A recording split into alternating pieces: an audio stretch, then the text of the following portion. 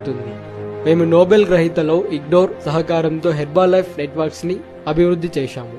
Nitric ఆక్సైడ్లకు support చేస్తూ శరీరానికి సహాయపడటానికి ఇందులో L-ఆర్జినైన్ ఉంటుంది. హెర్బాలైఫ్ నెట్వర్క్స్ లో L-ఆర్జినైన్, విటమిన్ సి, విటమిన్ ఇ మరియు పోలియో యాసిడ్ల మిశ్రమం ఉంటుంది.